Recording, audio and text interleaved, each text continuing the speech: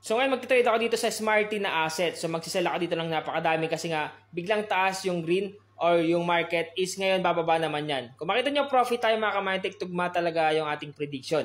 So yung balance natin is talagang nag-increase kasi nga tugma yung mga prediction ko dito. Ngayon antayin ulit natin yung galaw ng market at subukan natin i-predict. So mag-sell ulit tayo dito. Nag-sell ako ng napakadami ulit. Mga kamayantek, kayo bahala kung isa lang or dalawa. Sa akin kasi dinadamihan ko once na nasa palagay ko na pwedeng lumabas or ma-predict yung lalabas sa market. Katulad niyan, profit tayo.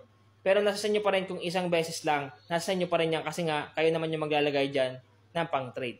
So ngayon, profit na tayo dito mga kamayantek. Ngayon, antayin ulit natin yung galaw ng market. So bumaba siya.